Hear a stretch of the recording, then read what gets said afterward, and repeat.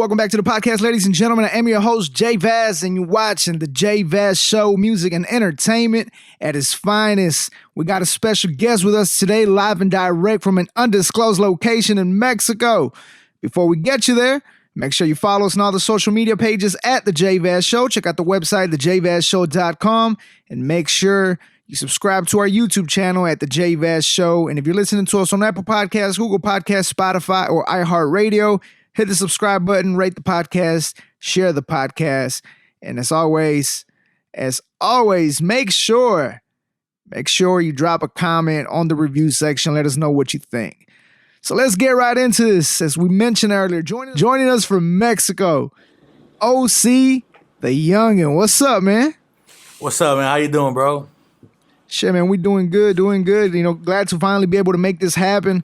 For real. I always tell my guests, it sounds like a broken record when I get you guys on here, because I'm like, you know, we've been talking about it for a while, but it's just, it's you know, scheduling has been an issue, but we're finally making it happen, and we're glad to have you on here, man. Hey, man, I'm glad to be here, bro. You know what I'm saying? I really appreciate the opportunity, bro. You know what I'm saying? I see you doing your thing, bro. Like, I salute that, bro. Like, for real. I appreciate that, man. Appreciate that. We've been grinding, trying to make time for everybody, and sometimes it gets a little crazy. But shit, let's get right into this, man. Man, let's do it, bro. I'm ready. You know what I'm saying? I'm ready. So first of all, if you're watching, you might see the setup looks a little bit different than the one we usually run. We're literally doing this, you know, from Mexico. So you know, shout outs to your whole crew that you got over there, your studio crew and your cameraman. For making this happen for us. Oh yeah, for sure. And well, shit, let's get into this, OC. Talk to us about a little bit of your background, bro. Like, where are you originally from? Okay, well, you know what I'm saying. I'm originally, you know what I'm saying. I'm Mexican, of course, but I was pretty much raised in Arlington, Texas, and we like to refer to Arlington, Texas as Agg Town, Texas. Is in the DFW area for those that don't know. Pretty much where the Cowboys play at. Yeah. Dallas-Fort Worth area. What part of Mexico are you originally from? I'm from Villahermosa, bro. It's in the state of Tabasco, and it's mostly known for, like, I guess, like, tourism, since it's on the coast. Like, if you're like heading towards like Cancun, you know what I'm saying, like shit like that, and it's known for tourism and for oil, pretty much. This is where all the oil comes from. You're deep in Mexico. Oh yeah, man. I'm away from all the bullshit, bro. Yeah, when I first read Villahermosa or Villahermosa, I thought it meant Villahermosa. I was like, oh shit, he from Tamaulipas or something. Nah. So shit, man. All right, well let's get into knowing you as an artist, man. How exactly did you get into hip hop, man? Man, I ain't even gonna lie to you, bro. Like, you know what I'm saying? Like, I've always been a good writer. You know what I'm saying? Like, I've always been a good writer. So, like, I first, like, my first songs that I wrote, like, I didn't even, like, intend on recording them. You know what I'm saying? Like, it was more just, like, just writing them down. Like, I never had the intention of, like, going out there to record them or anything. But, like, pretty much one day, like, I would say around, 2008, bro, like, I had a, you know them little headsets they wear, like, at the call centers and shit like that? Yeah.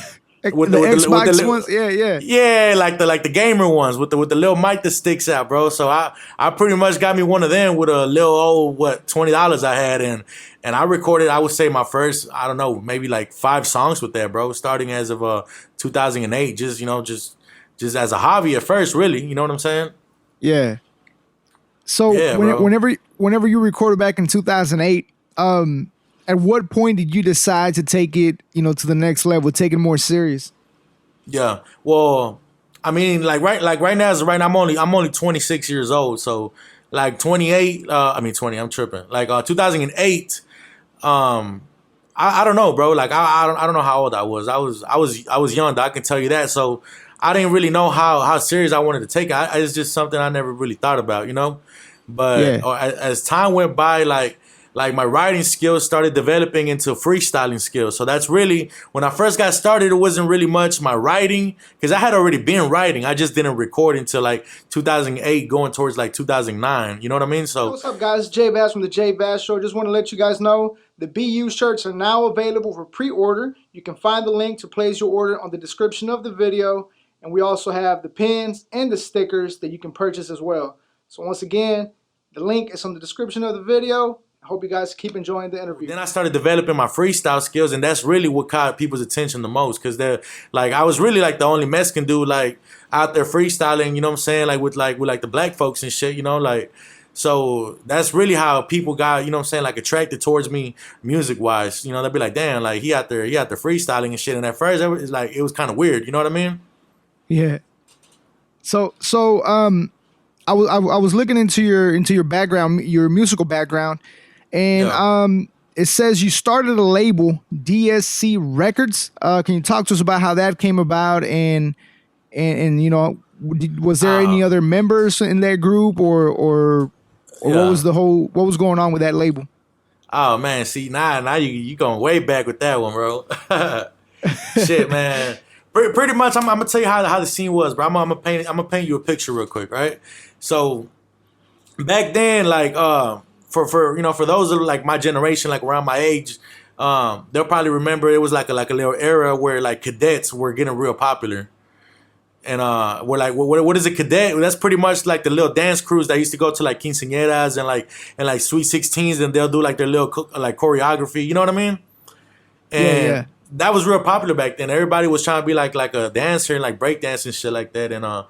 And pretty much what we did was we got together. It was it was more members. It was, I would say, at our highest point, we're about 10 deep. But the original members, it was like around 4 of us. You know what I mean? But yeah, that's pretty much what it started. Dirty South Connection, like that's what it stands for, DSC. And the reason for the name is I was always a big fan of the West Side Connection with Ice Cube and them. You know what I mean? So okay. So I see. Yeah, because when I first saw DSC, I didn't really know what it stood. You know what was it standing for. But now that you explained it, okay, I see that. Yeah, and then, so I was like really like big like West Coast influence, you know, in that aspect. Like I love all types of rap, but Ice Cube has just always been one of my favorite rappers. Okay, that makes sense. That makes sense. So yeah. So you said it was about 10 of y'all. As far as you know, the chemistry you guys had going or whatnot, did you guys put any projects out, even if it was mixtapes? Did you guys drop any projects under that label, or was it more like a fringe, just bullshitting around type of deal? At first it was more just like friends bullshitting around. Like as far as projects go, like I told you, back in those days, everybody was like in a dancing crew and shit like that, which was cool. But nobody was really rapping in the city. Like, and if anybody was rapping, it would be like more like Dallas rappers or like Fort Worth rappers. Like we were the ones stuck in the middle. You know what I'm saying? Because it's right in between Dallas and Fort Worth. So we started doing shows at quinceañeras. Everybody's like, hold on, like, because it was something different. Nobody was doing it, so everybody's like, kind of like, damn, like these niggas out here rapping and shit. So it's like pretty much like we started. I guess you can say we started kind of like getting like too like caught up with that type of shit. You know, like, oh, we're partying, we're turning up, and we're doing shows, and we're only about 15, 16, 17 in that range. So like the chemistry was there at first, but I would say it kind of started like dropping like a little bit because everybody started kind of doing their own thing. Like people started feeling themselves. So it just towards the end it didn't work out too much, but it was 10 deep at its highest point, located in Arlington, Dallas, and Houston. You know what I'm saying? So yeah, about 10 deep. So obviously you're still doing your thing out here. We'll get a little more about, you know, into your current status with, you know, your music status. But okay. Are any of those guys still doing their thing, or do you still keep a cool friendship or a close relationship with any of those guys? Man, I ain't gonna lie, bro. Like, okay, like I'm not beefing with nobody, bro. But for the most part, like everybody, they're just doing their own thing. We just keep it at that. You know what I'm saying? I'm cool. I'm cool with mostly everybody. Some people I don't talk to, but like on my end, it ain't nothing personal. You know what I'm saying? Like my the way I see it is I'm on to different things. You know what I'm saying? So I can't live taking its course, basically.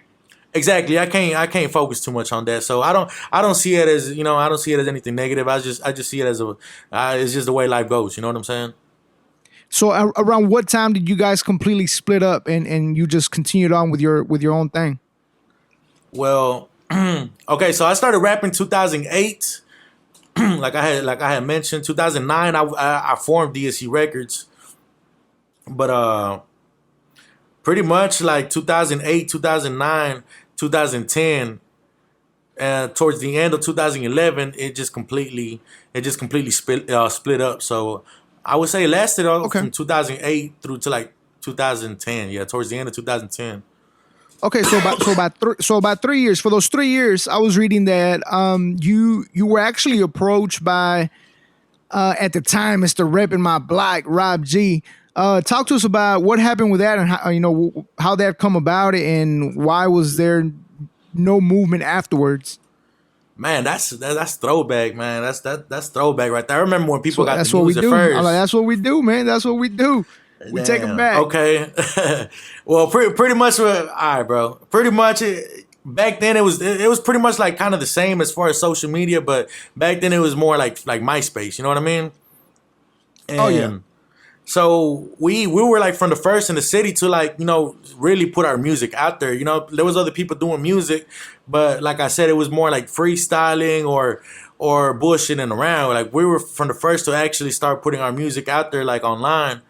And I don't even remember how it started, bro. Like we just like started chopping it up on MySpace, bro. And he threw me his email address. He's like, hey, send me some shit, to keep it short.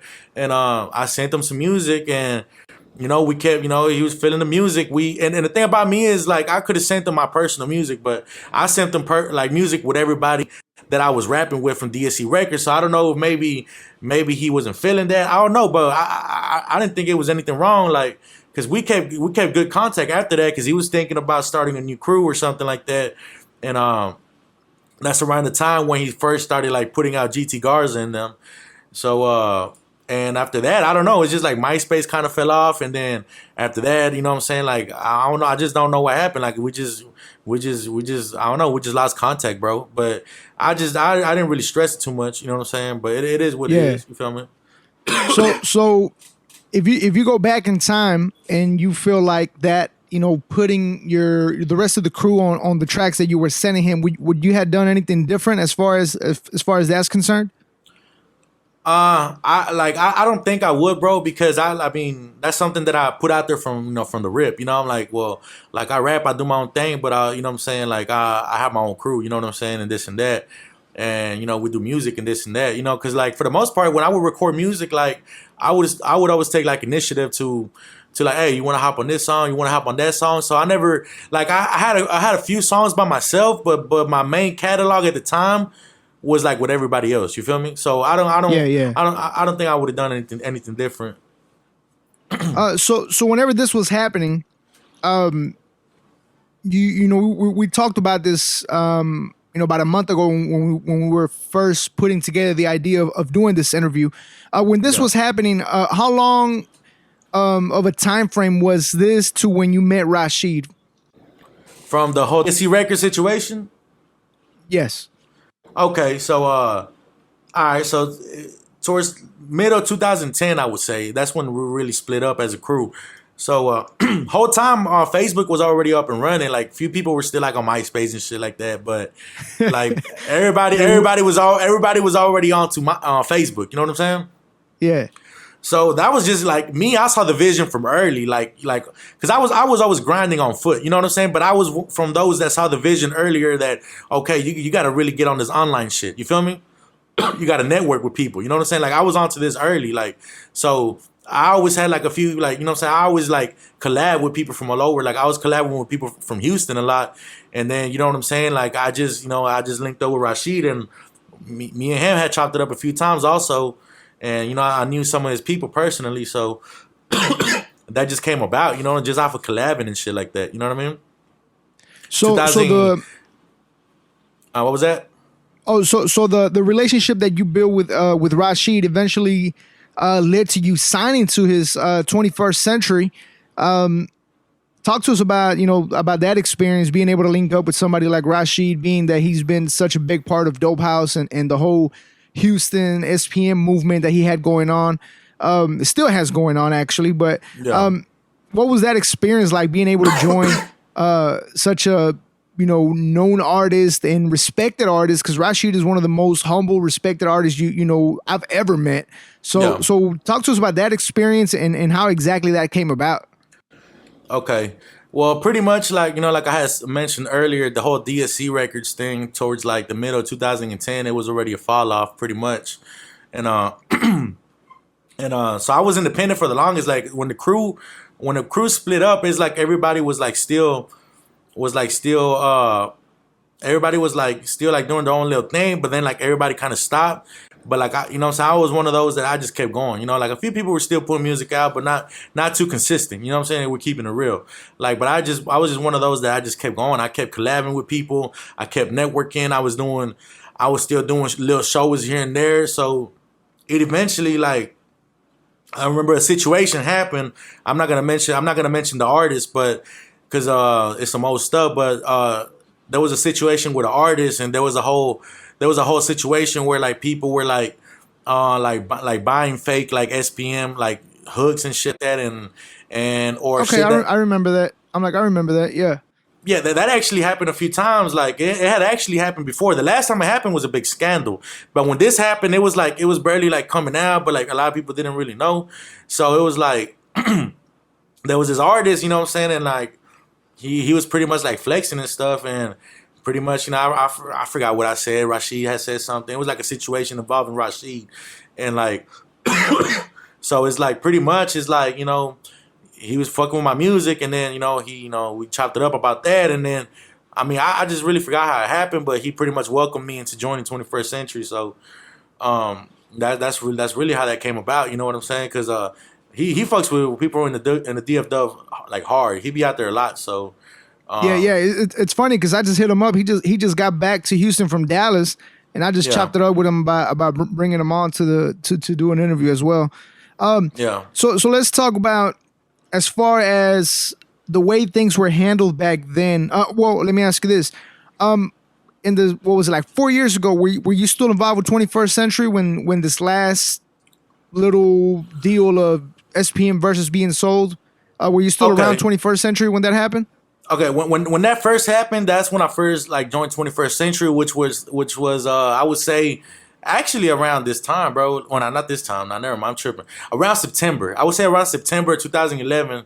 That's when I first got with 21st Century. I stopped being a member of 21st Century. I would say around 2000s, like towards the anywhere from the middle or towards the end of 2017.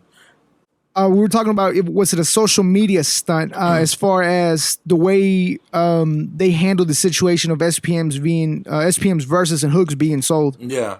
Well, at that time, like, you know what I'm saying, it wasn't a big of a scandal as it was the second time it happened, because the second time it happened, actual people from Dope House were involved, were like as far as speaking out. But the first time it happened, it was actually in Fort Worth, Texas. The first time that it happened before the scandal, so it wasn't like a lot of people knew, but like people from the area, like Fort Worth, Arlington, Dallas, like people kind of noticed a little bit. It's like a lot of these random artists were like coming out with collabs with SPM, and it's like, whoa, hold on, like where's all? How is this happening? Yeah, Yeah. exactly. So yeah, I feel like I don't know what kind of stunt it was, but there was a lot of people doing a lot of like finessing and whatnot. You feel me? And artists, a lot of artists getting finessed like to where like they thought they're getting the real deal. You know what I'm saying? Yeah. See, and I remember that when a lot of people were basically having the same verse and they were playing for an exclusive, and it was just different beats, and it's like fuck, man. But yeah, that's neither here.